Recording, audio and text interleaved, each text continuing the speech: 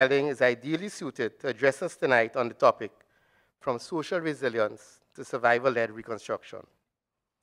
Ladies and gentlemen, please join me in welcoming Professor Pelling to the stage.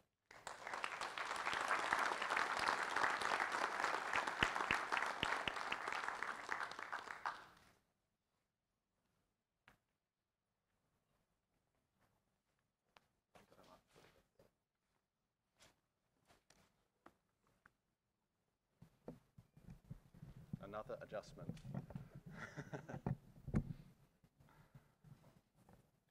Thank you. Yes.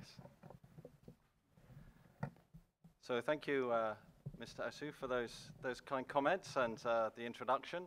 It's a pleasure to speak to you this evening, and an honor to be one of the speakers in the William G. Demas Memorial Lecture. I noted that one of the first speakers in this series was Clive Thomas from the University of Guyana, who was one of my early mentors, so it really is an honor to follow in that tradition.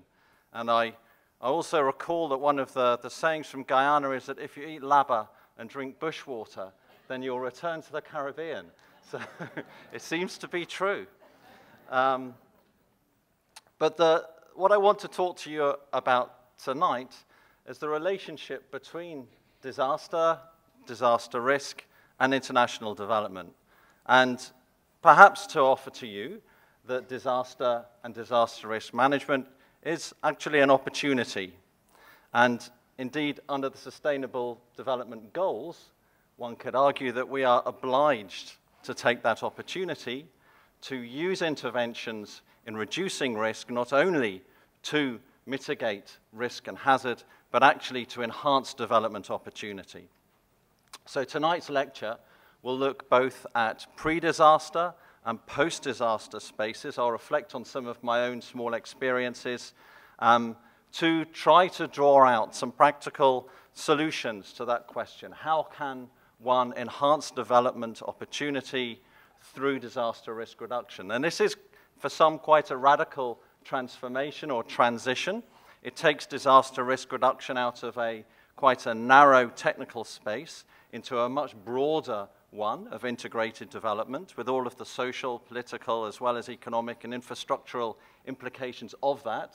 So there are good reasons why in the past there's been a tight focus perhaps on a civil defense or a critical infrastructure understanding of risk reduction. Those things are as important today as they have been.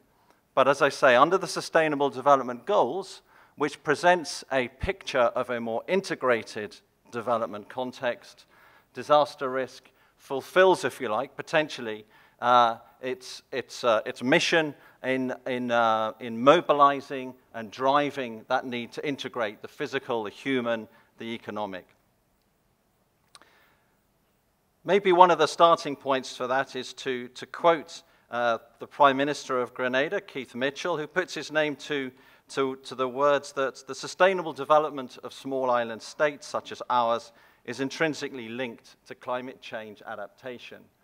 Words like that are found in documents across the region, but the critical connection is between sustainable development and adaptation. Mitigation is well known, I think, to be part of a development trajectory. There's much less emphasis on adaptation as well as disaster risk reduction. So with those words, one is able to draw together the community from climate change adaptation, which has its roots perhaps more in the development sector than disaster risk reduction, which has its roots perhaps more in post-disaster response, and bring them together into development. So I mentioned I'll have a few words to say about some specific contexts and projects in some of the countries that were noted to you in the introduction. But to begin that, I wanted to spend perhaps 10 or 15 minutes outlining some of the trajectory as I see it, and you surely are the experts, but as I see it, around the language, the policy framing of this relationship between disaster risk and development.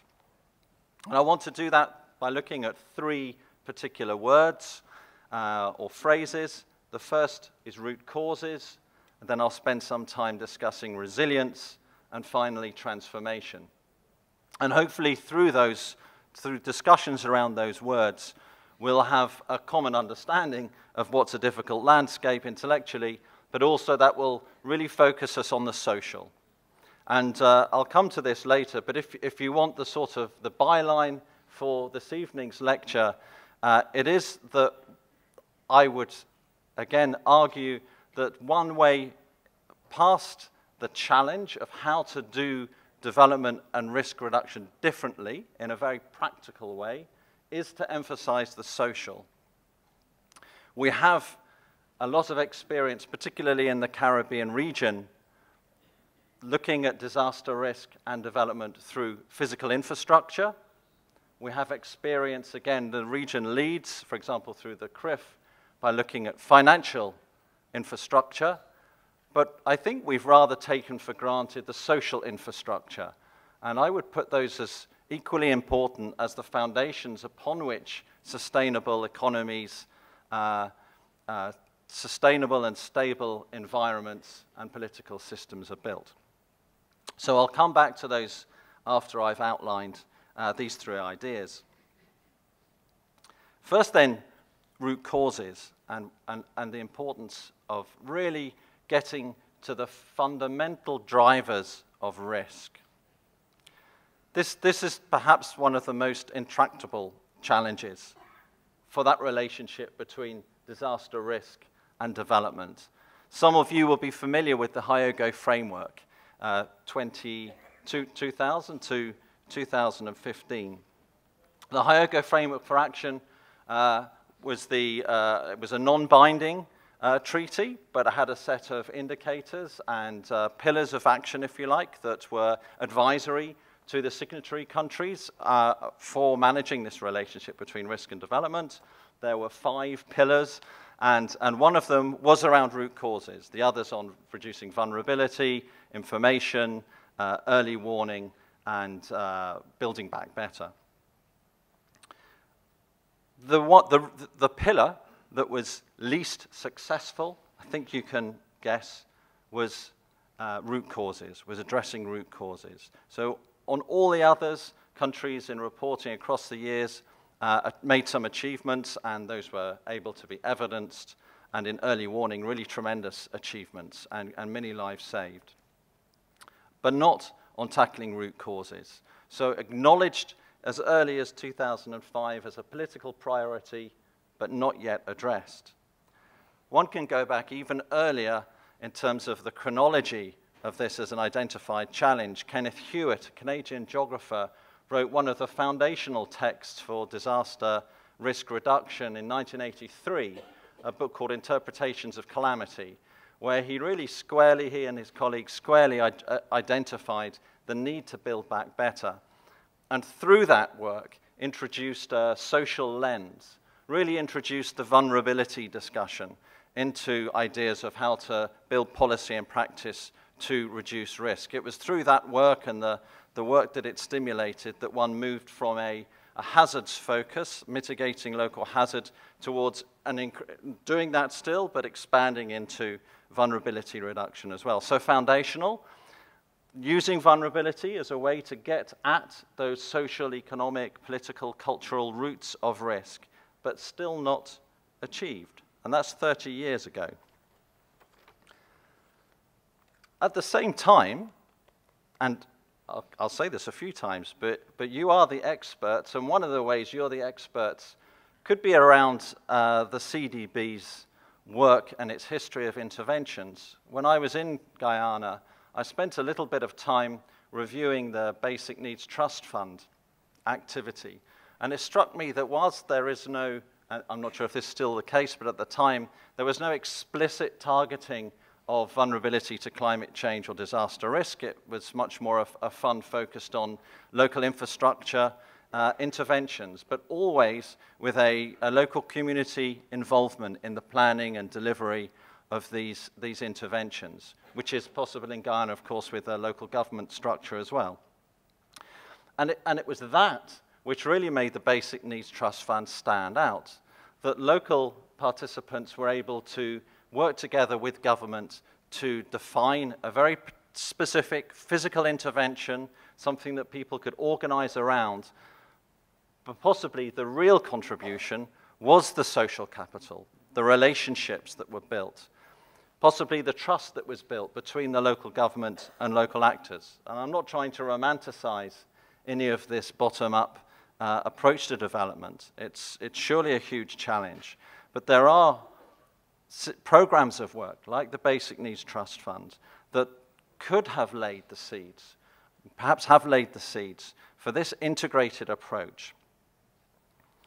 I'm reminded by a community activist who told me that the essence of building community mobilization that's lasting are three things. You must make sure that your work is fun, frequent, and focused. So that's a challenge for you in the CDB. Is the Basic Needs Trust Fund, the way it's delivered, does it match up to those three possibilities of indeed feeling locally that it is fun to be involved in these projects, it's rewarding to come out of your daily life and give your time as a community actor? Are the projects focused? And are the interventions frequent? I guess they aren't frequent. This is a project-style mode of development. So there is an opportunity, perhaps linking up, and I'll have to read the notes here, but linking up with some of your other projects around natural disaster risk management and community disaster risk reduction to look at the connection points. Or indeed, from a national perspective, to look at particular areas that have received interventions and track the connections between them. Are there informal opportunities, non-funded relationships, locally driven initiatives that have spanned the gap or been inspired by these external interventions? I think that's one of the final conclusions I'll come back to at the end of the talk, is the extent to which the CDB has an interest in that, in tracking the program level impact of its work beyond the individual projects. That's certainly something that we're trying to do much more in the UK from an academic perspective, to understand the impact of scientific work beyond the individual project, to look at linkages between. So that's one entry point. Perhaps without realizing it, a lot of work has been done focused on root causes. It's just that we haven't tracked that work. So perhaps there's a lot of expertise already there. Another entry point is around a piece of work called FORIN, which is a shorthand for forensic investigations on disaster risk. And this is a methodology. The Autonomous University in Mexico City is one of the groups there behind it. Also IRDR, Integrated Research on Disaster Risk, that was mentioned in the kind introduction to me, have been promoting this. And it's simply a methodology that draws from technological disasters, plane crashes, train crashes, oil spills, and so on. You can imagine the degree of detailed investigation following an aeroplane crash, really tracking what was the technical failure, what were the human failures, how was the support around air traffic control, the behavior of the passengers, all being investigated. Compare that to a natural hazard associated event. And there's a vacuum in terms of the scrutiny, of understanding, not just, and there's a fear I can see in decision makers and from science as well. There are examples of scientists who've had legal action taken against them for statements they've made about hazards, and the uncertainty has proven that what they've said didn't materialize. So there's concern. But the idea of FORIN is really to open up the processes within which decisions by political actors, technical actors, scientists, local individuals are made. Can those systems in some way be addressed? Can lessons be learned from particular events going forward?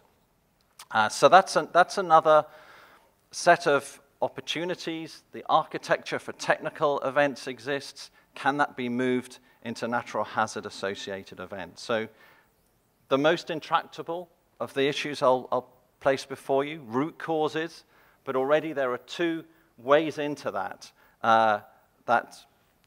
messy space, if you like, of drivers. So let me move now to resilience. Those of you that have worked with resilience are probably metaphorically grabbing your heads thinking, oh no, not resilience again. So I'm not going to spend much time on it. It's a word that nobody understands, where there are multiple policies, often overlapping, but it retains its importance. Resilience is across the Sustainable Development Goals. And in doing that, resilience brings disaster risk reduction into the development space really firmly. And that's the hook that brings me back to that early statement about the obligation. If one is to meet the Sustainable Development Goals, one has to not just reduce risk, but do that in a way that enhances development opportunity. The SDGs, of course, also have an ambition to leave no one behind, which is quite a departure from the old MDG system that had a set of indicators that rather encouraged those close to a threshold to rise above it. The SDGs really asking us to leave no one behind. So we have a sense that resilience then is integrated, is about disaster risk and development. We have a push to look at the most vulnerable and bring them out of a state of resilience. The Sendai Framework, so this is the framework for disaster risk reduction that followed on from the Hyogo Framework and takes us up to 2030. The Sendai Framework has many indicators that were negotiated to track directly into the SDGs. So there's a tight coupling. And the Sendai Framework talks about an ambition to build back better. So if we bring these ambitions together around understanding what resilience might actually be, it's a pretty weighty object, no? It's an object that talks about integrated development, that talks about reaching those most vulnerable, and now also building back better. So this is going beyond the credo of the humanitarian sector to do no harm, to build back better. And there are few examples of building back better that I've come across. Perhaps in the region there are many examples that I haven't seen. But by and large, post-disaster means barely recovering. Temporary housing that becomes permanent. Communities relocated and their land being captured, often for private sector commercial use, and the relocated families experiencing a loss of social relationships and economic livelihood. So it's a challenge, but one that is at the heart, perhaps, of resilience. Resilience has another kind of lineage within the disaster risk management community. For many years, it was seen as meaning the flip side of vulnerability, so one had quite a comfortable relationship with resilience. It was just a positive term. With the advent of climate change adaptation came a sense that resilience meant a flexible approach to development, tampering with the edges of a development agenda to retain its core. But now I think, and this links through to the third of those terms, transformation, resilience has come to mean an aspiration to retain a trajectory of development, that trajectory, the values encompassed by a development movement defined by national community, rather than the assets that are an outcome of development, which is important. So resilience now has within it an understanding, an aspiration, that one shouldn't stabilize existing development pathways, but stabilize the development goal of an egalitarian, a sustainable and inclusive development path. And those two might not be the same, no? I mean, not least in climate change mitigation, but in many other areas as well. So resilience has, I think, come out of a trap of signaling stability towards opening up to the recognition of fundamental change, which is what transformation aspires to as well. And I'll just spend perhaps a minute or so sharing my own experience of transformation as a lead author in the IPCC. You might be interested. I'm happy to discuss the institution as well with you in questions. But the IPCC, Intergovernmental Panel on Climate Change, is a very intensive, robust process. It's a voluntary process. So scientists, working in the evenings and weekends to meet lots of deadlines, thousands of review comments across multiple drafts, and then a final plenary in front of the governments that sponsor the IPCC, and you're really pushed to make sure you have the evidence behind you. So it's certainly robust in many ways. And transformation was a word that, together with a small number of colleagues on a chapter of a report called the SREX report, special report on extreme events and adaptation to climate change, we introduced to Working Group 2. That's the Adaptation, Impacts and Vulnerability chapter. Transformation was already part of the language of Working Group 3, the mitigation chapter around low-carbon futures. But we use transformation very explicitly to recognize that meeting the desired goals of a sustainable future required a reflection on the driving forces of development. So to reach a sustainable future, it was not enough in the old language to be resilient, but indeed one needed to transform. And I think it's because of that that resilience now incorporates this desire to enable transformation. So that was an exciting process. I remember in the summary for policymakers that we had to defend to the political community, there was a diagram which was described as the solution space for adaptation and risk management. And it had lots of very kind of well-known areas of work: vulnerability reduction, risk transfer, reducing exposure to disaster events, resilience, and then transformation was there, which is, quite perhaps an incendiary word to present to a political audience. And I was a little bit intimidated about having to do that. And interestingly, the government that was most pressing on what this really meant and how it could be implemented was Japan. And this was just after the Tohoku event, the earthquake, tsunami, and nuclear power plant incident. And they were going through a period where the government and the citizenry, and science as well, were really reflecting on their relationship, which was quite, is still, I guess, quite a top-down one. And there was some real questioning about how far citizens should be allowed to make decisions, even in the face of scientific or political advice, that what the citizens were suggesting might not be in their best interests. There was a sense that if they were going to face these very, very rare but overwhelming events, they would rather have that come from a decision they had made than a decision that was imposed. So they were really taking to heart what transformation might mean in terms of those relationships.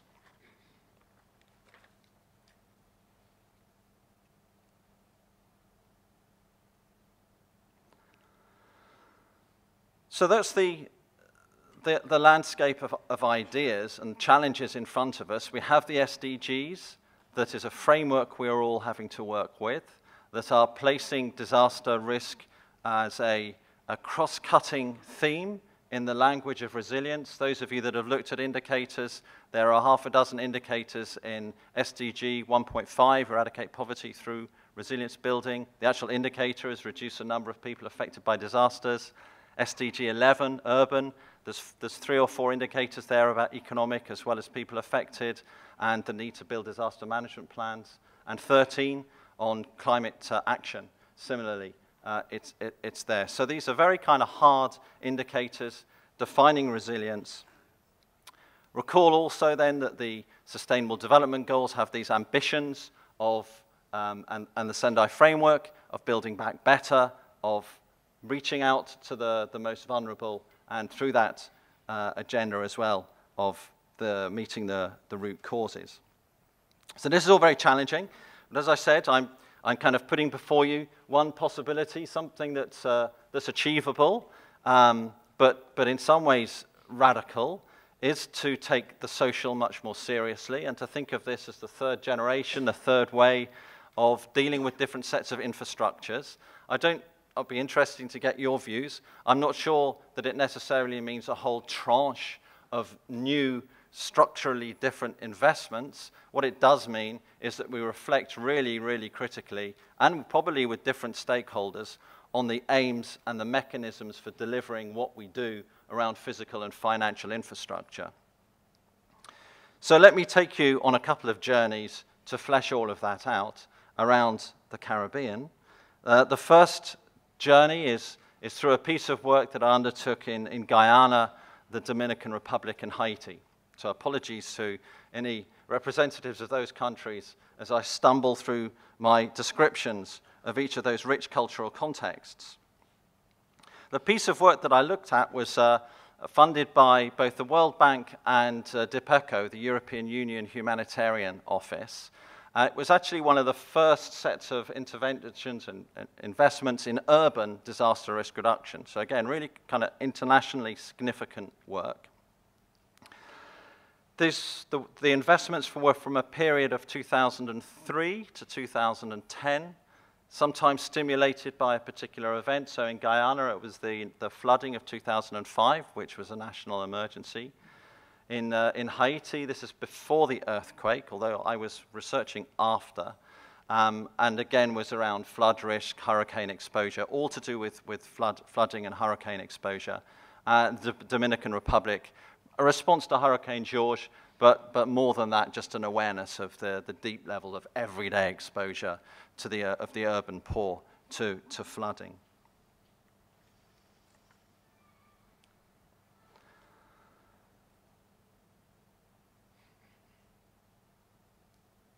Just to give you a sense of the scale of the interventions, and then I'll dive down into the Dominican Republic, which to me is a really standout example of the development benefits that can come from a disaster risk reduction entry point. But across the piece, these were great interventions. So there were, I'll get the figures right, large media, public awareness raising events, including secondary schools, radio plays, fetes. In Guyana, one of the challenges was getting the men to come out and be involved in community action. So they had community cricket matches, and that did the trick. There were 25,000 people in Guyana that were involved in these projects. In Santo Domingo, 18,500. In Haiti, more than 1,000. And in addition to that, secondary school, children and teachers were involved. 3,000 in Santo Domingo, Dominican Republic, and 850 in Guyana. So these were, real state-of-the-art public awareness raising around risk and vulnerability assessment, what to do as a first responder, how to organize, and so on. Now, I'm not sure what the outcome of any of those interventions was. It's difficult to see.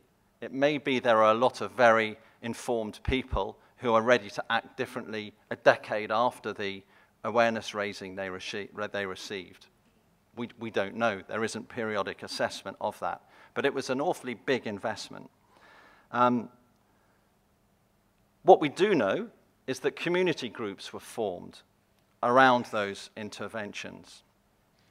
So 20 groups were formed along the coastal strip of Guyana, 7 in the inner city informal settlements in Santo Domingo, and 5 in Port-au-Prince and Cap-Haitien, the northern part of Haiti. And these are often taken as an indicator of the success of a project. Now, of those 20 in Guyana, when I was looking at this work a year after its completion, only 5 were functioning in any way, holding a monthly meeting, for example, whereas all of those in Santo Domingo were functioning. 5 of the 6 in Haiti were functioning. So that's an interesting statement about the relative outcomes of these projects. Now, it may be that achieving 5 out of 20 groups is the most successful. No? It depends on the starting base, on the context, the challenges, and so on for sustaining a community interest. But it certainly shows a different order of challenge. In Haiti, that high success rate, I understand, is being connected to local government. So local government took responsibility for these groups, so they were sustained in that way. In Santo Domingo, though, these were genuinely community-driven organizations. So at least on this indication, there's something interesting happening in Santo Domingo.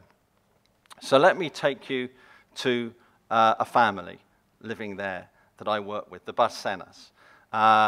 Jose and Maria Barcena living in a community called Los Manguitos.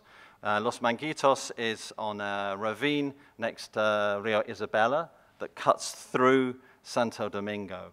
There are several informal settlements with gullies between them that separate those communities.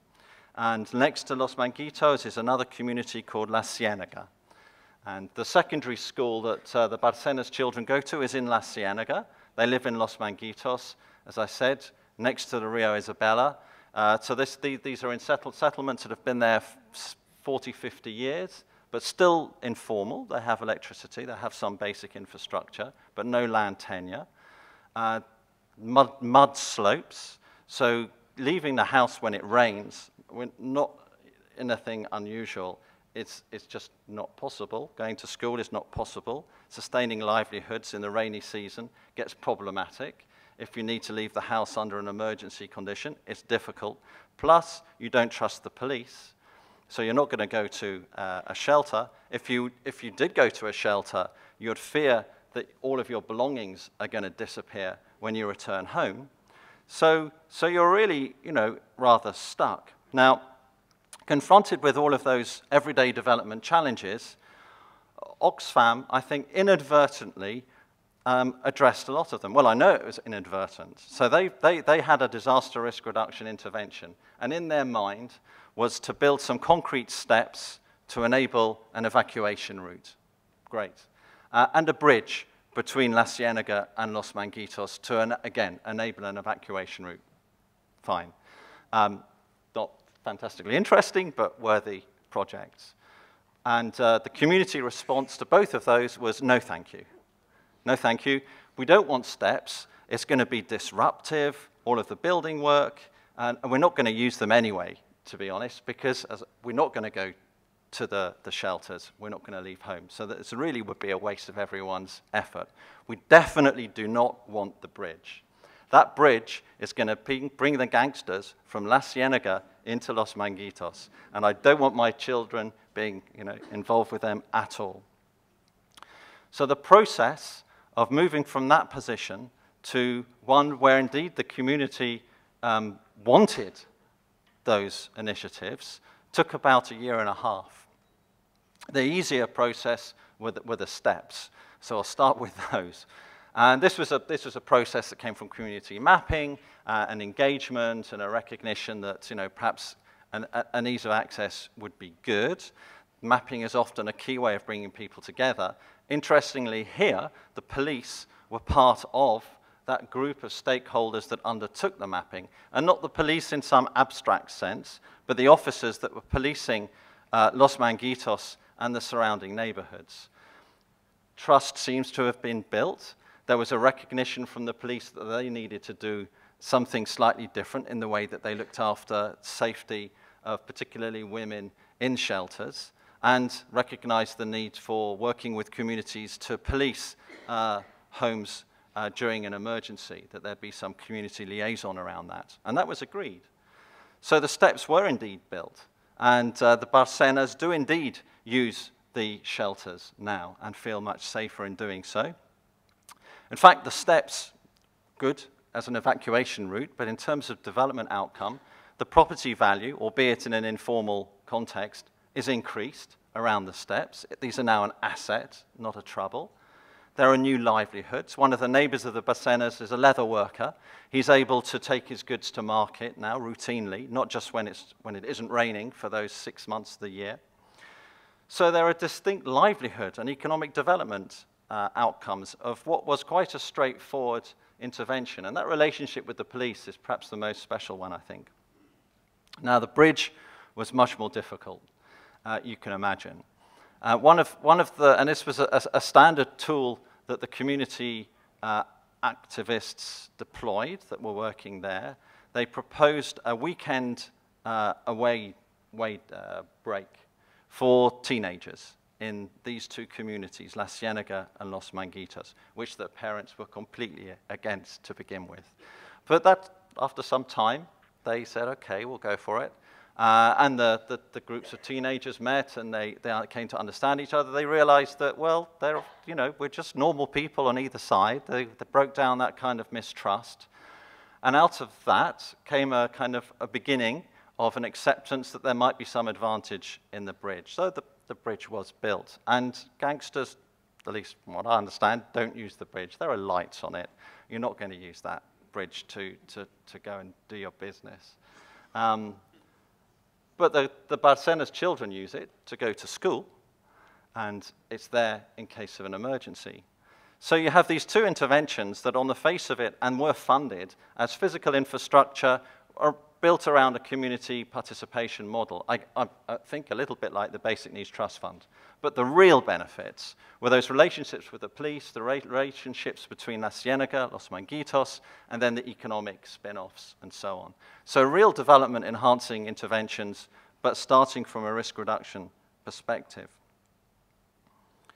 Let me move on to my final set of evidence in the talk before concluding. And this comes from a piece of work funded by DFID.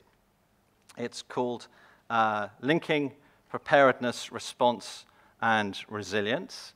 And it took us into a collaboration with Christian Aid, looking at 8 different really substantial catastrophic events in Colombia, in this region, but Pakistan, Bangladesh, Kenya, the Democratic Republic of Congo, Myanmar, 2 in the Philippines.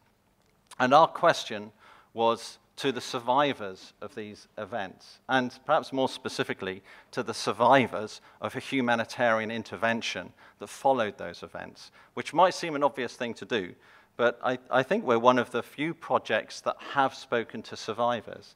There are many projects that talk to the local delivery partners to reflect on lessons learned, which often then will go to the need for more cooperation, coordination within the sector.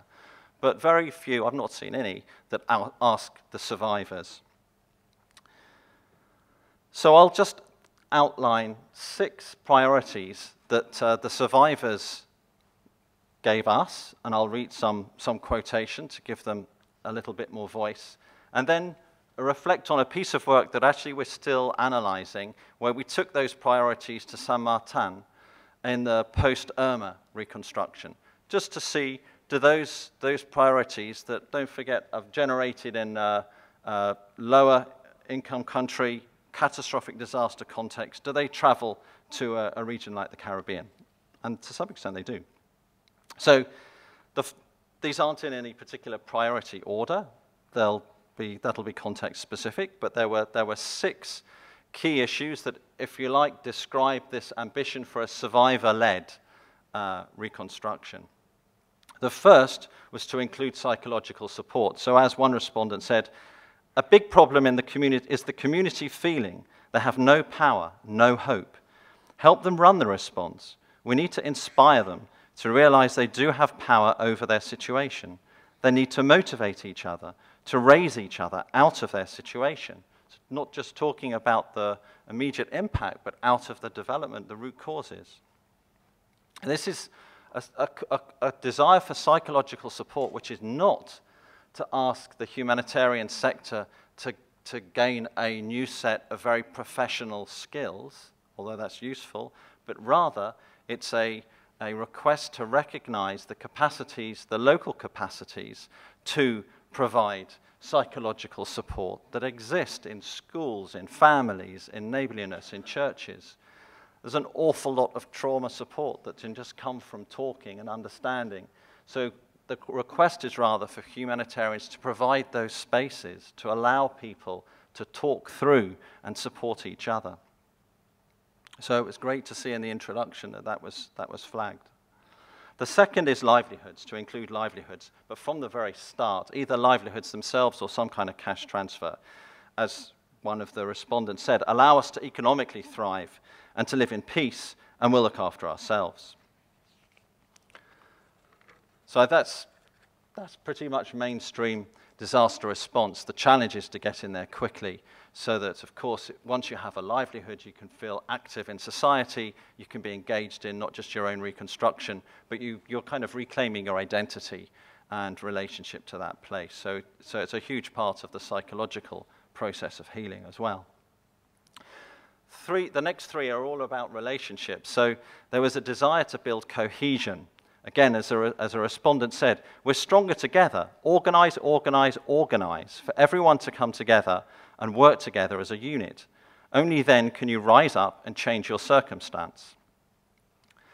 Those of you that have been involved at all in response and reconstruction, I suspect, perhaps not, will have experienced that sort of fragmentation, the local fragmentation that comes when the externals arrive and suck out the talented local people into their organizations. So there's some capacity building that goes on there. There's local information that's brought into the decision-making process, but that's not locally owned.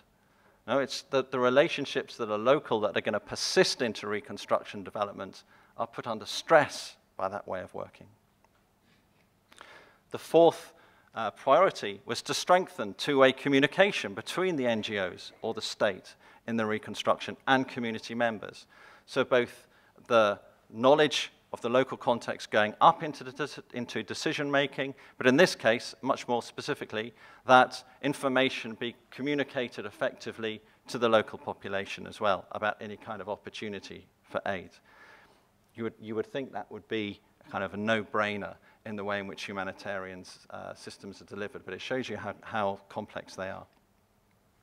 The fifth is that NGOs, the humanitarians, should work more closely with government to raise awareness of risk, to advocate community needs, and build government capacity, which to me is one of the most interesting ones. Don't forget, these are survivors saying this. It's not government, it's not the humanitarian actors, it's survivors recognizing that going forward, they want to see their government strengthened, and that coming out of a partnership, which talks to a whole other agenda of localization that the NGO sector is working on, that really moving forward their ambition of being positive partners in development is about working with government as far as possible.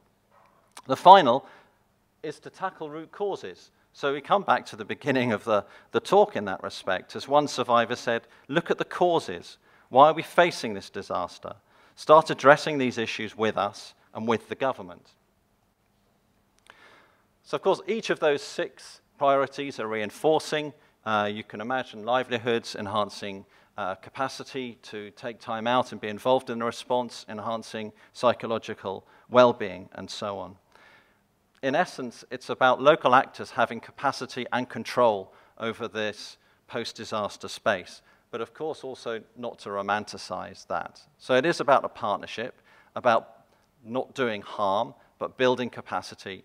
Christian Aid, in fact, have gone as far as experimenting with survivor-led budgeting for reconstruction. So the model there is that the reconstruction process would give a budget to survivors, and they would subcontract the humanitarian actors that they want to work with, rather than the existing model of humanitarians deciding what happens and employing local actors. So turning the thing on its head, very exciting. Just to spend a few minutes on Saint Martin, and then I'll wrap up. So my colleagues just came back 2 weeks ago from the Dutch side of Saint Martin. We also have been working on the French side, but don't have data for that at the moment.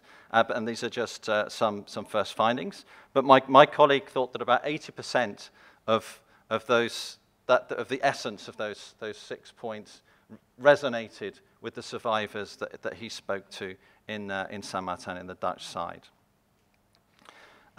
Just some facts. You'll know this again better than me, but Irma was a hurricane, Category 5 hurricane.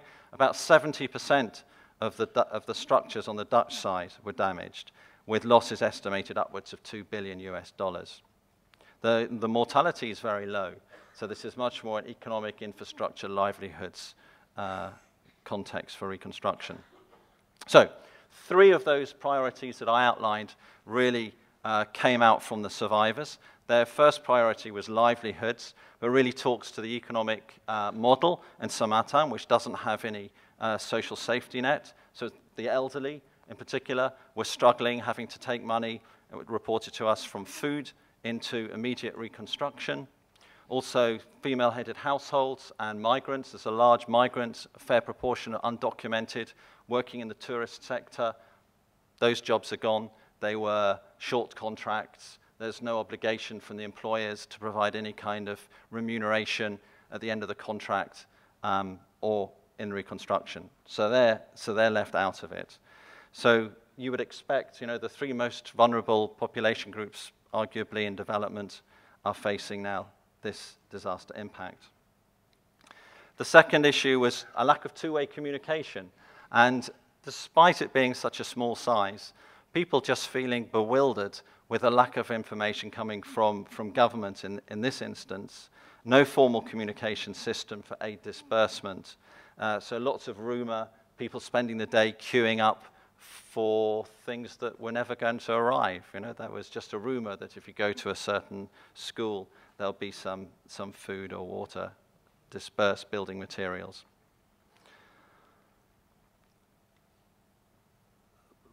That's inconvenient. The longer-term impact may be that has set into process a kind of erosion of community cohesion, a lack of trust in government and the civil society groups that are working there. So some assumptions of the way in which government would behave after disaster have not been met. And so that's eroded some of the trust. And the final point that's come from the survivors is a desire for NGOs to work more closely with government. So they recognize, actually, despite it being a small island, perhaps because it's a small island, the community organizations that exist don't work together. And they certainly don't work with government. They're individual groups doing their own thing. And so with that fragmentation post-disaster, the challenge of communication was only worse. There are some examples of possibly transformative actions happening. There is a local community in a district called St. Peter's that's already preparing for the upcoming hurricane season, formulating preparedness plans, reaching out and sharing information with other districts. So I don't want to paint a negative picture. There's lots of action happening. But to me, it was insightful how much of those priorities that came from a different disaster cultural context did map into an example of a Caribbean context.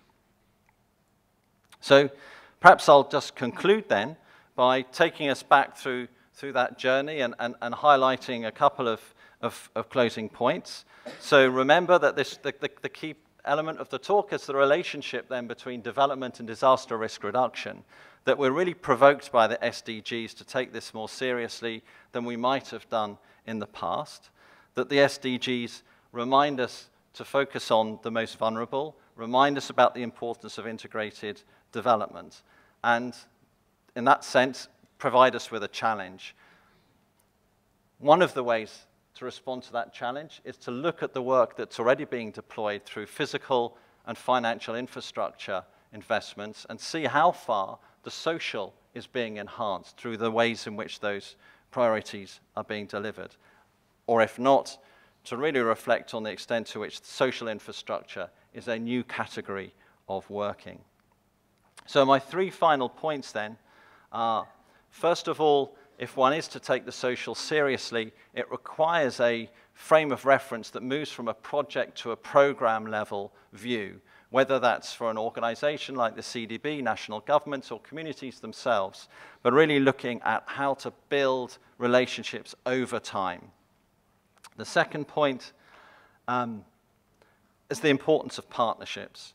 So all of the respondents in all the work, as you've seen, highlight the need for partnerships.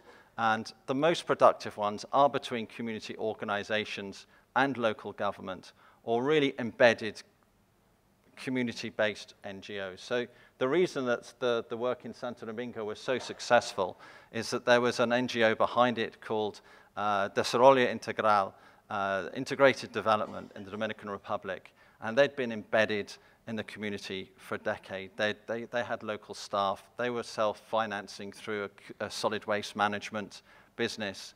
They had health promoters, so they knew everybody. And they were able to connect the disaster management aspects onto these existing interventions. So partnerships being really key. And then finally, finally, the role of leadership. And this really exciting possibility of having local actors challenge and build humanitarian response. Local citizens, communities managing humanitarians rather than the other way around. So I'll leave you with those points. Thank you very much for listening to me. It's been a pleasure. Thank you.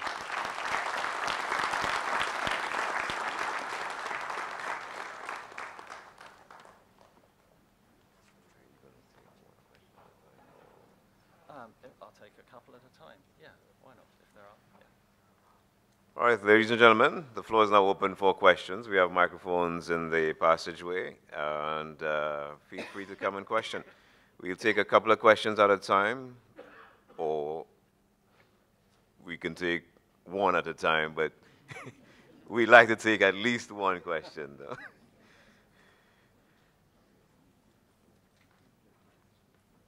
I'm impressed by your resilience as a community of practice. I was up this morning at 8:30 and saw the side meetings already in full swing. And here you are, it's only the first day. Thank you. Thank you, Professor Pelling, for quite an interesting discourse there. So in the example of Haiti, all the benefits from the North Haiti, all the benefits occurred almost in spite of the stakeholder consultation, because the stakeholders didn't want the concrete steps to the evacuation, and they also didn't want the bridge. But these led to the benefits which you outlined, which of course goes against the prevailing thought in the development space about stakeholder consultation. So what would you say would be the lessons learned there in terms of enhancing the social interaction which would lead to these long-term benefits, from the Haiti example? Yes. Well, it was the Dominican Republic. Dominican Republic, sorry. There are other lessons from Haiti as well, though. But, well, perhaps I wasn't clear. So that was really an example of a very embedded community participation. So the NGO IDI, Integrated Development Dominican Republic, has been there for years. The aid agency Oxfam GP that came in partnered with them. And I think it was only because of the strong trust. Local kids, young adults from the community working in IDI as health promoters in the solid waste management business and so on. So it's really owned by these guys. Because of that, people listened when IDI said, look, let's take this stairway seriously. It's going to help you in an emergency. Let's think about this weekend away with the teenagers. We've done it before with other communities in Los Manguitos, in Dominican Republic. There haven't been any fights. There's been no trouble. We know how to look after your children. So it was only because of that, I think, that it was a success. So there's the challenge, no? Do you need that scale of really close, trusted relationships for these development interventions to happen? And the reason that they're so successful, of course, is that they're changing how people live. And because they're changing how people live, there was this pushback from the local community. If it was very easy, then perhaps there wouldn't have been the underlying problems of lack of trust with the communities and the police and so on. It would have been just a case of getting the money to build these infrastructures. So it's exactly in those places where there's an underlying social challenge, the root cause, and then you hope coupled with some kind of local trust, some local leader organization, that one can see rapid progress. Of course, there'll be many contexts where you have the root cause but not the local leadership. And that's where more work is needed to build those links of trust. And thanks.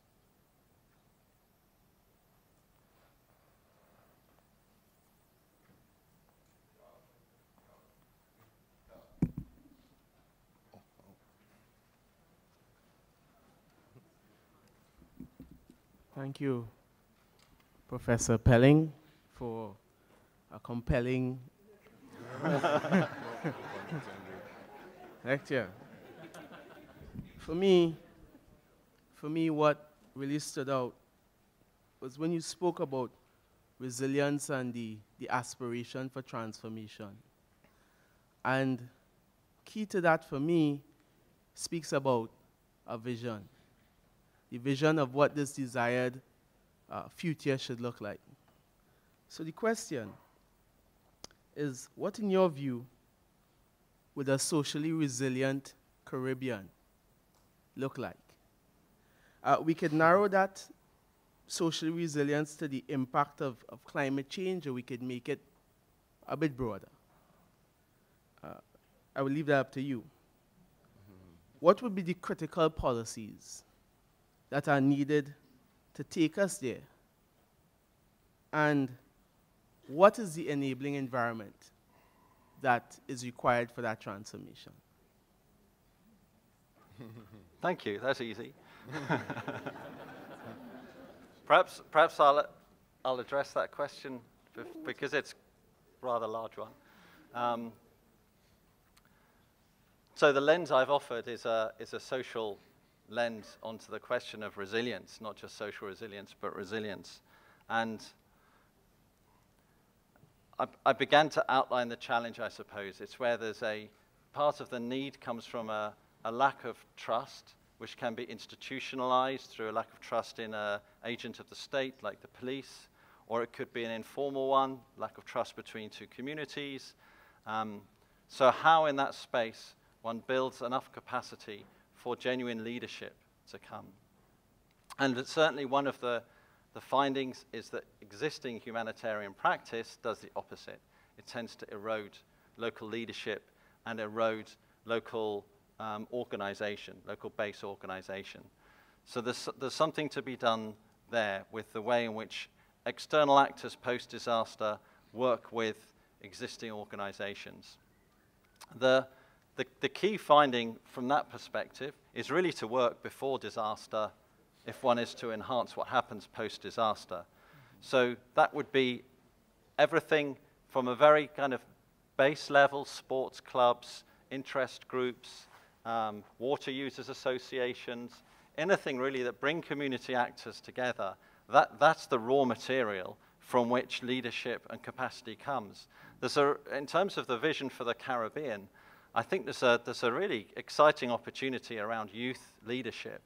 Already, the Caribbean has a lot of youth leadership. There are many other regions of the world, including the UK, where young people are really not interested in community action or local sports clubs or what have you. They're much more individualized. So the Caribbean has an infrastructure and a history of youth leadership that I think has to be part of the solution. I think the relationship between civil society and government is, of course, important. One of the key challenges is how to engage an active citizenry and connect that to an inclusive political system.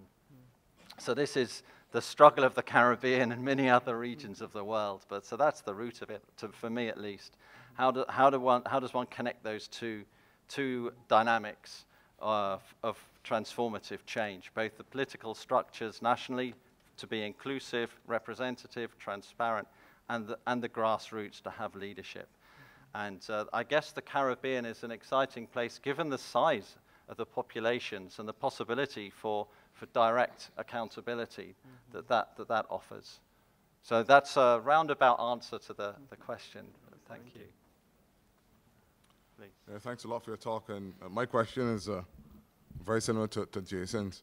But before I ask my substantive question, I found the title of your talk quite interesting, no? So you said, from social resilience to survival-led reconstruction. And for me, in a sense, it's almost that you're sort of consolidating your resilience. But the way it's presented is almost like a transition too. So perhaps you could explain that further. But my main question is, I would argue that reaching a sustainable future requires dedicated resources to build reliable infrastructure, to change cultures and behavior. In your view, I mean, do you think in the Caribbean we've got a budget sufficiency, or is there need to augment resources? I mean, it's a sort of a tricky question that I think I know the answer to, but with your perspective. Yeah, I'm sure you're much more aware of the issues than I am. My concern, or maybe it's an opportunity, is that there are lots of investments in local physical infrastructure, and in some ways that's the niche of the CDB. But I wonder how much those projects enable social development to be wrapped around them. And I'm sure participatory tools are used, and there's consultation, and there's local employment opportunities, probably local procurement as well, all of those elements of building local development outcomes. But really, if these are seen from the perspective of the users, the projects appear somewhat different. They're still projects that come from the outside. They're still short-term employment opportunities, rather than being seen as part of a locally owned development process. And for that awareness to come requires local leadership, local engagement, requires the political process, and even technical things, infrastructure planning, to feel relevant. That requires some technical capacity locally. So these are actually the nuts and bolts, are not necessarily quick and easy, but I think they're certainly within the gift of the development and risk reduction sector. So, you know, as you asked me about resilience and my understanding, and certainly I would see resilience, if it's a useful word at all, given where we are globally in terms of increasing poverty, increasing inequality, an unsustainable environmental future, rapidly approaching with climate change. Believe me, the IPCC meetings are very depressing. You know, we need radical change. But at the same time, we need radical change that doesn't skew development off into an even worse place. So it seems that social development, as a way of not just superficially enhancing, but really making us ask, who is it that is leading development decision-making? Societies of the Caribbean, again, maybe because of their size, smaller size, have an advantage. Perhaps there are skills distributed across islands that enable even local projects to have a little bit more connection to these social questions than in larger countries. But yeah, to me, we don't have so much time with climate change. You know, we have 30 years, maybe 50 years, so that's within the policy planning horizon to really think differently about the development trajectory we want. And that means having different stakeholders involved in the process. And I think at the local project level, this is one way in which we can actually do that. Thanks.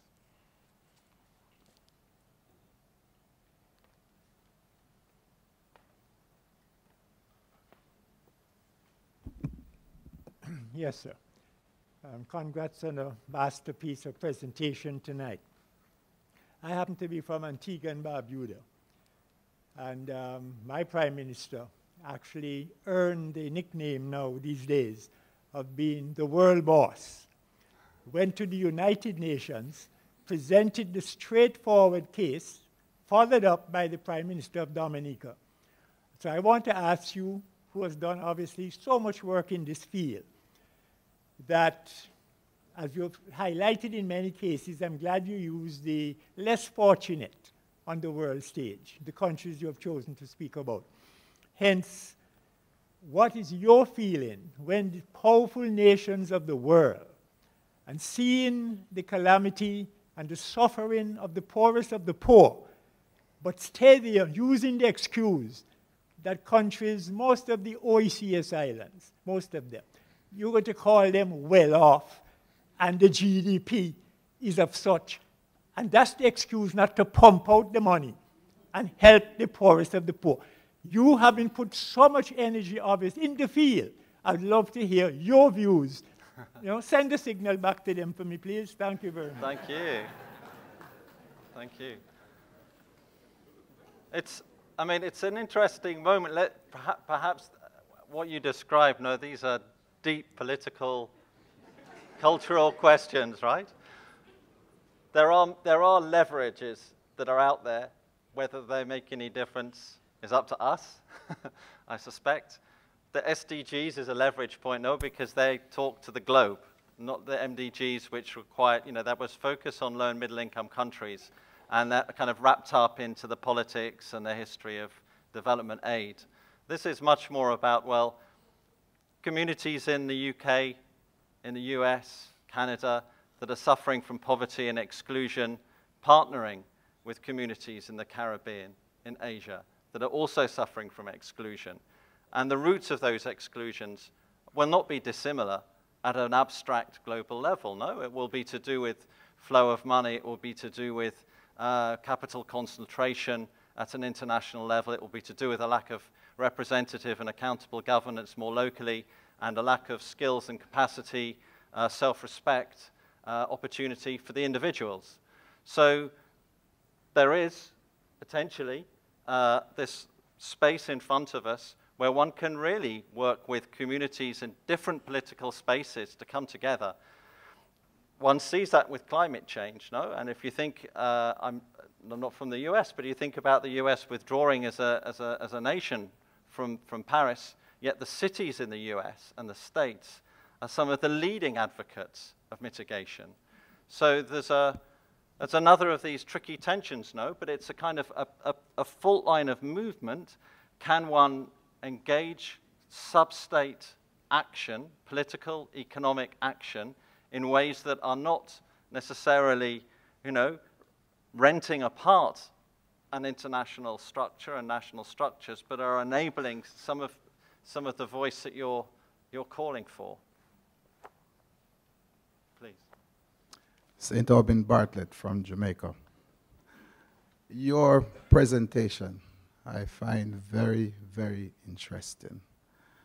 As a vice chairman in Jamaica, the Office of Disaster Preparedness and Emergency Management, I wondered when I listened to you whether or not these countries that you have worked with, whether they do have an emergency management office similar to Jamaica. I say this because, over the years that we have had this emergency management system in Jamaica, whenever there is an emergency, everybody looks to the ODPEM for, action. And so, and also within the Caribbean, the ODPEM from Jamaica plays a very important role in some of the Caribbean countries. For example, in the last issues that we had last year, we even sent, planes to take Jamaicans out of some of the Caribbean countries in which, the disaster was being, where there was a disaster. And I'm wondering, I just want you to respond to whether or not there is this kind of agency that you find in the countries that you have worked with. Yes, thank you. I think most of the countries in the Caribbean certainly have an equivalence of that. In some countries that I've worked in, it's a partnership with perhaps the Red Cross. In others, it's very formalized through a center of disaster management of some kind or other. I think common to all of those countries, though, is the difference between a paper structure and actually what happens. And one's just struck by how difficult it is to maintain the interest of local citizens who are at risk about something like disasters, which is an episodic threat.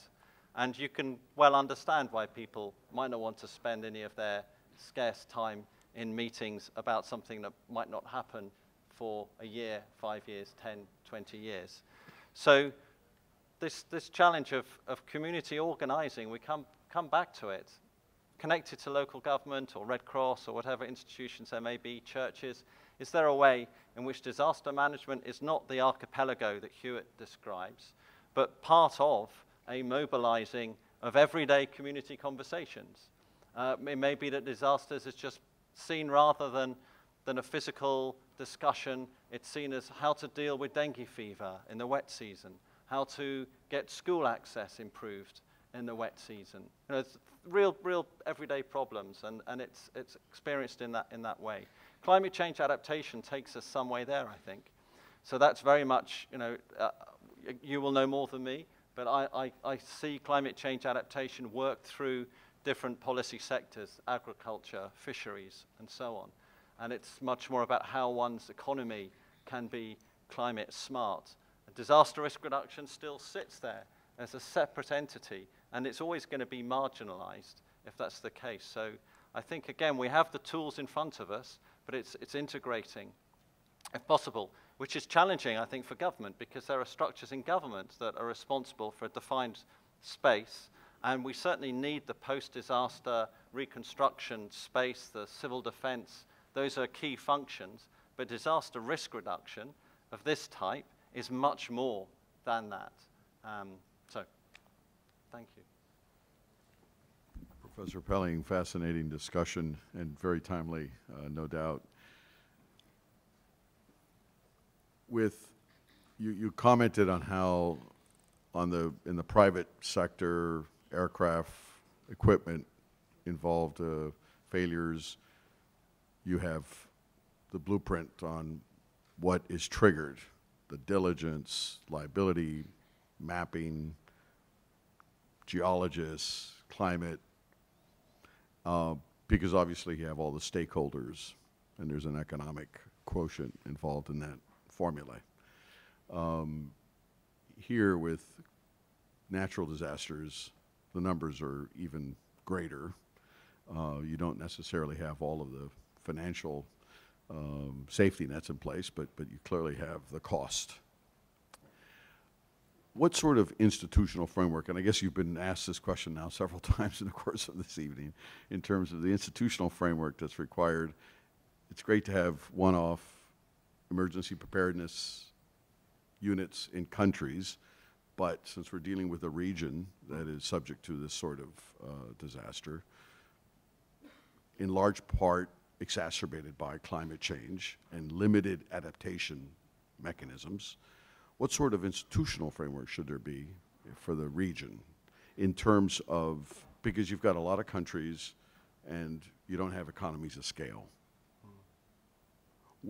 How do you mobilize the lessons learned, the forensics, the liability management, the mapping, the sirens, the emergency routes, the systems in place? In Mexico, they looked at perform something like that, and it was a $500 million project. Mexico's a big country, 32 provinces, et cetera, et cetera. But when you look at the impact of the billions that affect the region, this region, the billions in costs, what sort of summary response would you have in terms of the institutional framework that's required for addressing, because it's only going to get worse? It is, indeed. So it's a funny thing. There's been a long debate. The World Bank's been heavily involved with this, looking at the if you like, the cost benefit, investing in disaster risk reduction of some kind compared to the impacts. I've not seen a study that suggests that it's more expensive to invest in risk reduction than receive the losses, if you like. Now, for a particular place, it may be individually expensive, but I think it's the GAR, the Global Assessment Report of UNISDR, the last one a couple of years ago. If I recall, they quoted a figure, so this is globally, they thought of investment of about 60 billion a year would cover what you describe. So that's against annual losses of about 320 billion a year. So, you know, what's that, 4 to 1, something like that? There's the World Bank estimates that I've seen work more on 7 to 1 to 15 to 1. So the economic case is made, particularly at the scale that you're talking about, at the regional, at the individual household, the individual village, in the Caribbean, even individual country, it might actually be quite expensive if you don't receive that impact for 10, 20 years, yet you are paying into something like the CRIF or some other financial mechanism. So I think scale is really important. The CRIF is there, so that is an example of several countries paying into a mechanism, and that example is globally recognized. So again, there are starting points, but the challenge is there, as you said. But I think the challenge is more how one can connect that architecture, which could be regional or it could be larger than the Caribbean. It would be very interesting if it was a sort of greater Caribbean initiative, including some parts of the States, subnational, Mexico, Central America. You then start to think really, there are a lot of global leaders in risk management if one draws Mexico in as well. But the challenge is how one then goes down to the local. I've just spent 40 minutes talking to you about social development and the importance of really integrating local voices. How does that set up against a macro-regional institution? And we do definitely need new voices in this debate. Perhaps I should finish.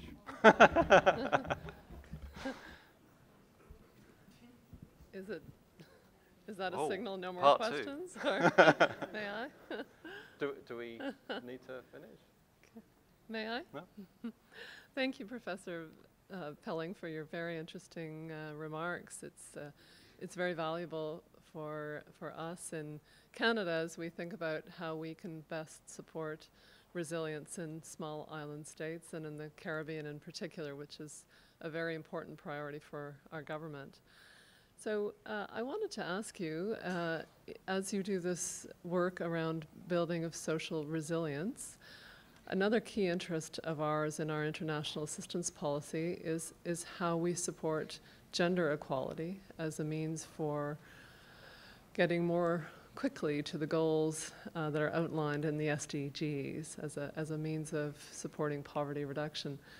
And so I'd be interested to know, in the work you've done, what examples you've seen of this building of social capital in response to or as part of disaster risk reduction. How have you seen that also supporting the role of women in building of resilience, and how have you seen it supporting women taking on leadership roles? Thank you. Yeah, thanks. The gender agenda is a really critical one for transformation, partly because it's such an elusive thing to find. Fundamental systems change in social relationships. That's quite ambitious. But one sees that, amongst other places, in gender politics. This is a process of struggle, of transformation as well, some would argue. So the project I mentioned, linking preparedness, response, and recovery, working with survivors across 8 different disasters, we did ask them, not using the language of resilience and transformation, but what they had experienced that was either accelerating a trajectory that was enhancing well-being, sort of a pathway of transformation, or blocking it. And in the Philippines, Indonesia, Bangladesh, gender, and if I remember, in the Philippines as well, age, were 2 of the dynamics that were presented back to us, so that the survivors felt they had experienced processes where gender relations or aged relations, so the elderly, had an enhanced role in decision-making that lingered after the intervention because of the way in which the intervention had been undertaken. So gender is really a key way in which one is beginning to explore what transformation might actually be. And so it's central. Thank you for the comment. And in other ways, gender is, I suppose, like any community-based activity, quite central. It tends to be women who lead the membership of local groups, who are able to give their time because they're local, because they know the place, they know their neighbors. Their role is much more central to a lot of these organizations than men. So indeed, the challenge is often getting men to take part and bring their skills and knowledges. Hence the Guyana example. No, we needed to have cricket games. That brought the men out, and then we had a rounder conversation. There are ceilings to that participation. So the Dominican Republic, women were very involved at the street level, involved in the technical level of the NGOs, but the NGO leaders were men. Similar situation in other parts of the Caribbean. The response to that is, well, perhaps one needs men to work the political system, so it's not that women are unable to have leadership, but they prefer that the men will have those roles. Thank you. Professor. This will be our final question. Thank you. Professor, quite pleasing, quite touching and welcoming your dialogue. Again, welcome to Grenada. Thank you. You have mentioned the root cause. Would you want to deliberate the social resilience with the respective mode of production, taking into consideration that we have had a communal primitive mode of production, we have had a feudal mode of production, and we do have a market mode of production. Probably you'll say a capitalist mode of production. Would you? Thank you. Well, I think the current cycle of postmodern, if you like, global capital production certainly introduces a new scale of risk to the region. Indeed, the most kind of interesting contemporary work that I've read around the Caribbean and other regions talks about double impact. So this is exposure of local places and economies to both the stresses and impacts of extreme events, but also economic shock and opportunity. And as you can imagine, often those coincide. So communities that are exploited or left out of global capital circuits are living in places that are exposed to environmental stress because those are the neglected, the unwanted spaces. So the two are deeply, deeply entwined. One of the initiatives I'm working on at the moment is taking a cue from the WTO that a couple of years ago coined the phrase of systemic risk. And environmental shocks were quite high up in their vision of systemic risk. So this is tracking the movement of risk from one domain to another. From an environmental range, you might invest in dealing with an environmental shock, but the movement of resource there means that there's a vulnerability to an economic shock, or you address that, and there's a political byproduct. So rather than at the big scale, thinking about risk in these individual domains, looking at the contagion or the movement of risk from one to the other. And to me, that's one of the biggest kind of science agendas coming, which is, as you suggest, kind of deeply about the current mode of production that we have. So thank you.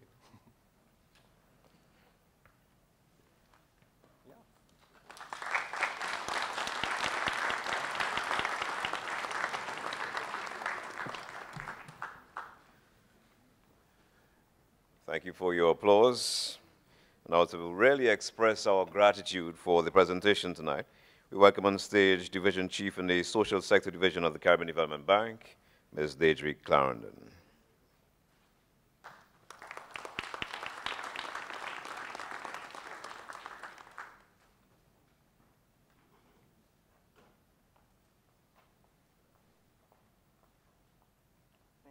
I know I'm standing in the way of a glass of Shiraz or Cabernet Sauvignon, so I'll be very brief. Governor General of Grenada, Her Excellency, Dr. Cecile La Grenade, Honorable Charlene Cartwright Robinson, Premier of Turks and Caicos Islands, Dr. William Warren Smith, President of the Caribbean Development Bank, and Dr. Anne-Marie Irvin, Ministers of Government of Grenada, members of the Diplomatic Corps, governors, directors, observers, guests, management and staff of CDB, members of the media, ladies and gentlemen. I have been given the most pleasant task this evening of thanking our audience, our host, and our distinguished lecturer, Professor Mark Pelling. First, to our audience, thanks for being here and participating so actively in the discussion following the lecture.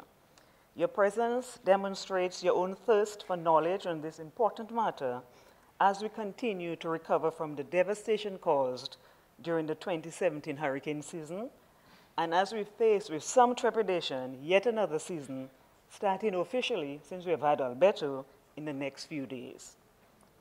Your incisive questions and comments offered even more insightful nuggets of information that can potentially help to guide the formulation of appropriate policies and strategies by governments and development partners like CDB. Thanks to the management of the St. George's University for hosting us on your beautiful campus. To our distinguished keynote speaker, Professor Pelling, we are deeply appreciative. We know that you do have a hectic schedule of research work here in the Caribbean and in Africa, mentoring graduate students, and I dare say even joining fellow academics on the picket line recently. Yet, you found the time and space to prepare the lecture and to be here with us tonight. For this, we are extremely grateful. Professor, your definition of vulnerability, which extended beyond mere quantitative measurements, indicators, and the prisms of sectors, was very insightful. It reimagines the biographical and historical sensibilities and critically analyzes the interconnectedness of the diverse and dynamic spheres of being human and everyday life. He underscored the utility of qualitative assessments and research in understanding local perceptions, socioeconomic realities, cultural norms, and communal practices in identifying the key issues, the root causes, as you mentioned, that can hinder the attainment of outcomes of resilience and transformation. CDB understands only too well the importance of this approach.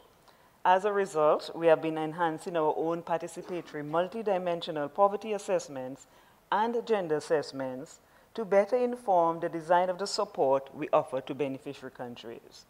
We are particularly gratified that you acknowledge the operational modality of our Basic Needs Trust Fund program, which is our flagship poverty reduction program, and we recognize the imperative to build and strengthen networks of mutual support and trust and meaningful local engagement and community organizations. CDB understands fully the critical importance of creating such networks and actively engaging stakeholders if we are to achieve key development outcomes, build resilience, and transform our economies. Your recommendations resonate with our development mandate as we bring local actors from the margins to the center. Professor Pelling, your years of research, your innovative approach to the debate on vulnerability and the transformation, and your ability to present the subject in a succinct and stimulating manner have no doubt resulted in tonight's lecture being one of the most memorable of the series. We thank you. Again, and on behalf of the Board of Governors, the Board of Directors, the President and Management of the Caribbean Development Bank, let me express sincere thanks to you, our audience here in Grenada and online, our distinguished lecturer, Professor Pelling, and our host, the government and people of Grenada. Thank you and have a pleasant evening.